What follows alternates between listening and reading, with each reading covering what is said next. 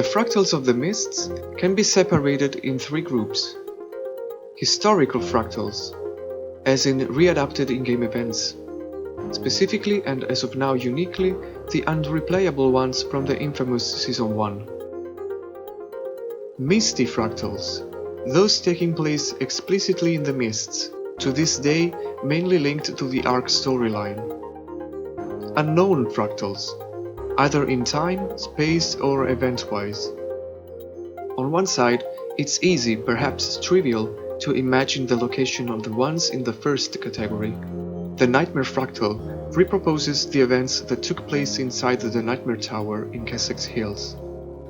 The Etherblade and the Captain Mitrine ones replicate the events of the Etherblade Retreat story instance, happening basically on the outskirts of Lion's Arch.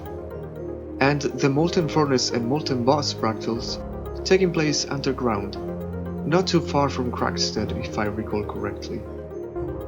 On the other side, it's almost impossible locating most of those in the third category.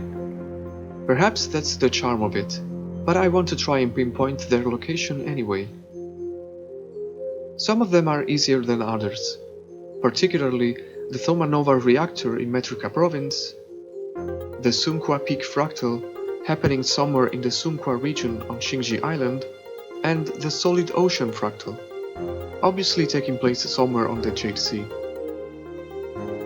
Some other fractals are either less vague or possibly less mysterious, like the underground facility and the volcanic ones, developing somewhere underground, the Snowblind fractal taking place somewhere along the northern Shiver Peaks, definitely an unexplored region though, and the Urban Battlegrounds one, taking place somewhere in the pre-Searing Ascalonian region.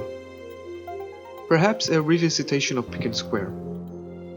The remaining fractals are arguably more interesting. So let's tackle them one by one in no particular order. The Aquatic Ruins fractal. What ignited the spark for this one were the many statues found at the beginning of the fractal, being scavenged by locals for undisclosed reasons. The models for the statues are unique, with most housing stone caskets on the front.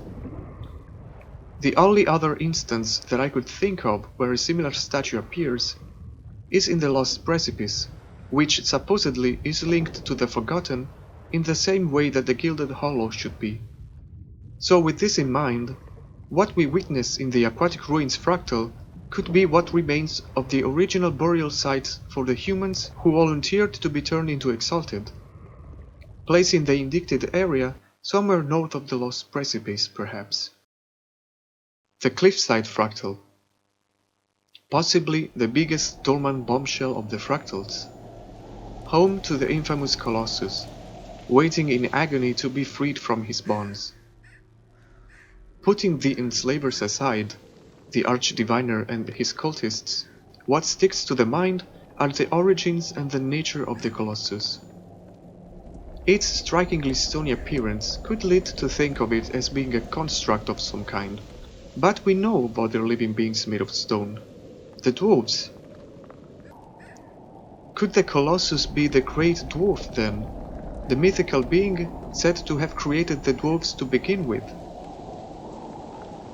Alternatively, there is a potential Canthan connection, as the runes visible on the various seals constraining the Colossus resemble old Canthan writings. So perhaps the location of the cliffside could be Canthan. However, the two ideas could coexist. The Swampland fractal. Bloomhanger, the ethereal oak hearth, takes my mind around the Maguman regions. But the Mossman, an isolated Norn living in a swampy cabin, brings it closer to the Shiver Peaks. So perhaps this particular fractal might take place somewhere in the Woodland Cascades. Perhaps the wisps that momentarily render Bloomhanger and the many spiritual beings summoned by it physical again could be linked to Melandro in some way. The Uncategorized fractal. This abandoned Azuran structure, now partly overrun by harpies, appears to be a direct reference to Dessa's past.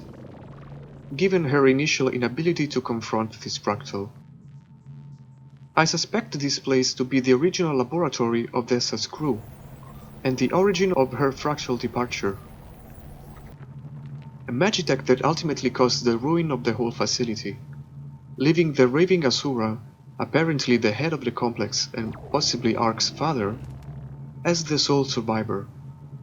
Location-wise, it could literally be anywhere, as it still appears to be floating in the air, even if struggling to. But if I had to choose a location, perhaps I'd choose somewhere east of the Blaze Ridge Mountains. The Twilight Oasis Fractal. Arguably not that interesting nor mysterious, this fractal explores the fall of the Dervish Amala at the hand of the Scourge of Vabi, exploring the modus operandi of Palawa Choco. The location is mysterious, and given that the awakened Amala was later stationed near Kamadan, perhaps the oasis was also located somewhere on the Istani Isles. The Siren's Reef Fractal. Story-wise, this fractal is pretty straightforward, diving deep into the origins of the captaincy of Weyand the Pirate. Location-wise, not so much, as the island this fractal takes place in is implied to be remote. This could exclude its position to even being close to known Tyrian lands. Perhaps though, at the time, hiding off the shores of the Tarnished Coast could have been remote enough. The Deepstone Fractal. Location-wise, this one is tricky, since underground dwarven ruins could potentially be anywhere along the Shiver Peaks, and no particular connection to old locations comes to mind. Regardless of when it happened, this place appears to have been locked and abandoned by the dwarves even before their ultimate transmutation into stone.